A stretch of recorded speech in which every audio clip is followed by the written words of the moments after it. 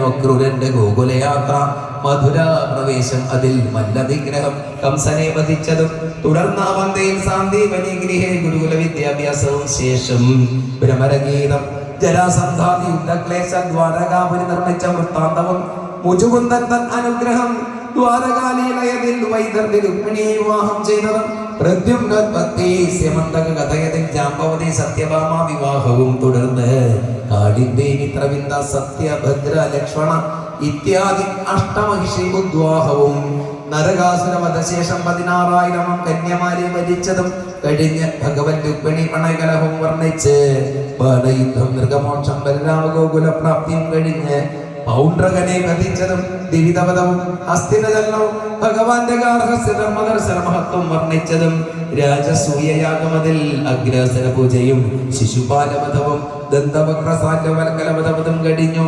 മഹാഭാരത യുദ്ധാരംഭേ ബലദേവൻ തീർത്ഥയാത്രയ്ക്കായി ഗമിച്ചതും തുടർന്ന് ശ്രീകൃഷ്ണ സതീർത്ഥ്യനാം സുദാമാവിൻ ഹൃദയസ്പർശിയാം ഭക്തിയെ ദർശിച്ചതും വർണ്ണിച്ച് ശ്രീശുകൻ സമന്ത പഞ്ചകതീർത്ഥയാത്രയിൽ നന്ദവസുദേവ ഗോപഗോപി സംഗമവും ദേവകിക്കായി ആകുപുത്രരെ കൊണ്ടുവന്നതും സുഭദ്രാ വിവാഹവും നാരദ നാരായണ സംവാദ വേദസ്തുതിയും ചെയ്ത ശേഷം സന്താന ഗോപാല കഥയും പാടി ശ്രീകൃഷ്ണാവതാര കഥയുടെ സംക്ഷിപ്ത വിവരണവും ചെയ്തു നിർത്തി.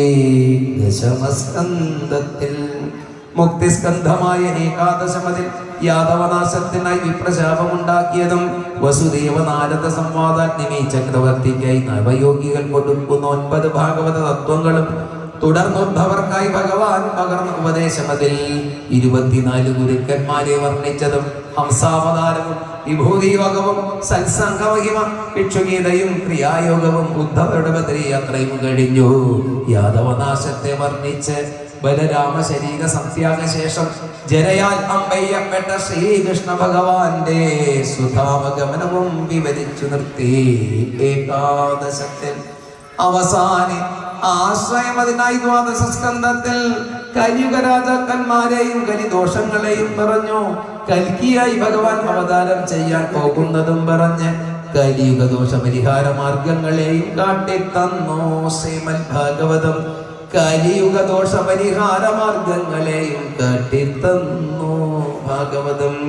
തുടർന്ന് ഭൂമിഗീതയും ബ്രഹ്മോപദേശത്തെയും ചൊല്ലി തക്ഷകദംശനാൻ പരീക്ഷിത്ത് ബ്രഹ്മഭൂതനായതും പിന്നെ വേദക്രമങ്ങൾ, വ്യക്തികൾ, ശിഷ്യക്രമങ്ങൾ, ഉത്തമ പുരാണങ്ങൾ, മാർക്കണ്ഡേയന്റെ ചരിതമതിൽ ആലിലക്കണ്ണന്റെ ദർശനം, മഹാദേവ അനുഗ്രഹം വർണ്ണിച്ച് ഭഗവാനുടെ സ്ഥൂലവൃത്തം, ആദിത്യന്മാർ തൻ വ്യൂഹങ്ങൾ എന്നിവയോടെ സംഗ്രഹിച്ചു ഉര ചെയ്തേ ഇതുവരെ. ദിജോത്തമന്മാരെ ചൊന്നു തന്നേൻ ഹരിലീല വൈഭവങ്ങളൊക്കെയും ഞാൻ, അതിനാലേ ധന്യരായല്ലോ നിങ്ങളെ വരും.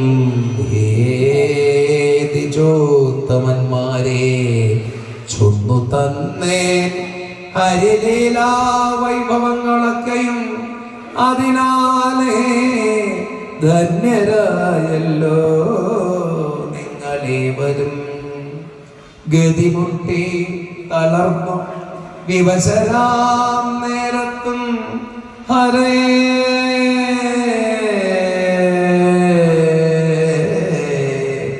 എന്നുച്ചം ചൊന്നാൽ പോകും സർവക്ലേശവും. 2 കൈകൾ ശിരസിൽ വെച്ച് ഹരേ എന്ന നാമം അവിടെ ചൊല്ലുമ്പോൾ ഒരുമിച്ച് എല്ലാവരും ഭൂലോക വൈകുണ്ഠ ഗുരുവായൂരപ്പനെ ഇവിടെ കേൾക്കണം. സംസ്കൃതം മൂലത്തിൽ ചൊല്ലി